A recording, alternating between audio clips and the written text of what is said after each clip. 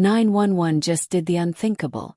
Thursday's episode, the conclusion of its two-part Contagion event, ended with the heartbreaking death of Peter Krause's Captain Bobby Nash. Hello everyone, welcome to my channel. Please subscribe and keep watching for more details. In what felt like the blink of an eye, the 118 lost its fearless leader, Athena lost her devoted husband, and 911 lost the very heart which has kept it going for 8 seasons. Buck and Athena were able to retrieve Moira's antidote and prevent Chimney's demise from the deadly virus. It's a very long story involving a high-speed helicopter chase with the US Army, but the episode still had one last twist in store for viewers. And by a twist, I mean a twist of the knife. Quarantining himself from the rest of the 118, Bobby revealed to Buck that a hole in his breathing apparatus allowed the virus to enter his mask, but he stayed quiet because he knew that Chimney would never accept the only antidote. "You're going to be okay, Buck," he said calmly. "Remember that. They're going to need you. I love you, kid." Then came Bobby's devastating final moments with Athena. "I'm sorry," he said with tears streaming down his face. "This isn't how I wanted to leave you. I'm not choosing to leave you. I chose to save my team because it was the right thing to do. It was never because I wanted to go. I don't want to go. If I could choose, I would stay with you. Always. LA was supposed to be my penance, not my home," he told her. "And then you said yes to a dinner invitation and I started to live again. I love you, baby."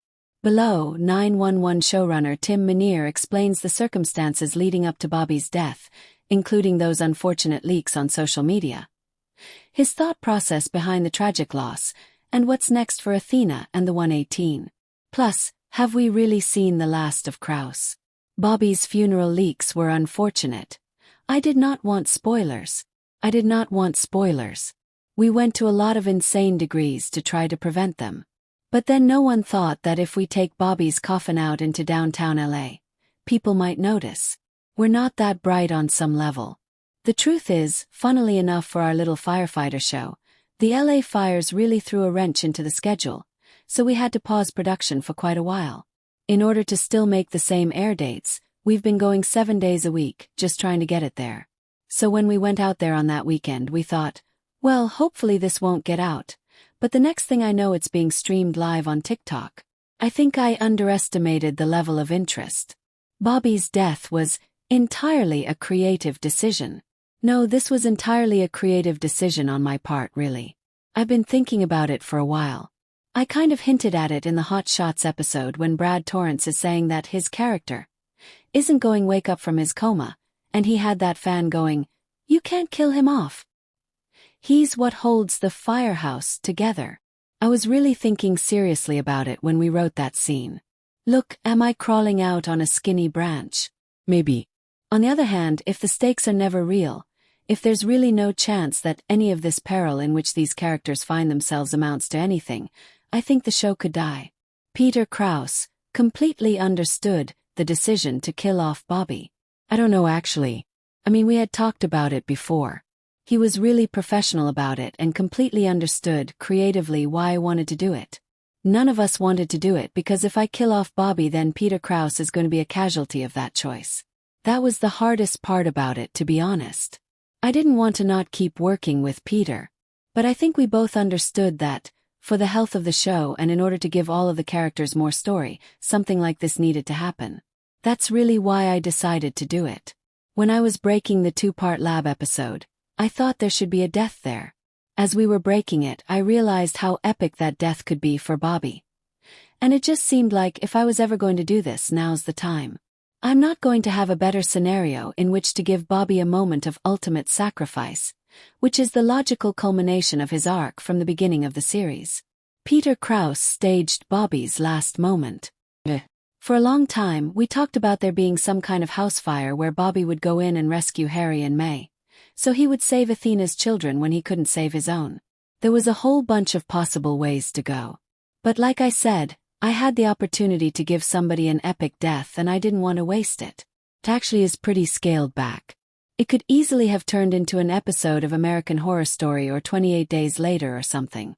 It was Peter's idea to turn away and go into that prayerful posture at that table. What you're seeing is probably a couple of hours compressed into a 2-minute montage with all the characters completely separated and no one there to comfort anybody.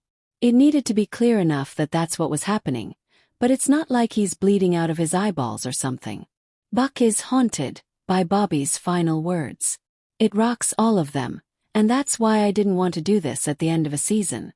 I wanted about 3 episodes to grieve with the characters, which is what you're going to get. They're all going to have to approach it in their own way, and it's not going to be super easy. And he is haunted. He's not sure what to do with Bobby's words, to be honest. Will Maddie and Chimney name their son after Bobby?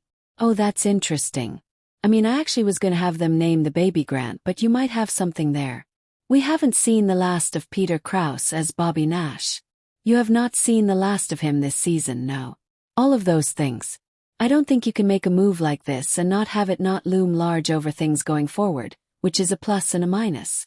On the plus side, the next time I put one of your beloved characters in peril, you might be gripping the arms of your chair a little bit tighter because you know that I might do it again because I've done it before. The stakes are real is kind of what I want to say. When I landed on this idea, the world suddenly felt more real to me. The characters felt more real to me. They felt like real people. I've killed off a lot of characters in my day, but this was hard for everybody, for the entire cast. Peter was very emotional about it. We've all had 8 years to bond. That's the longest show I've ever been on, not counting American Horror Story, where everybody dies every season.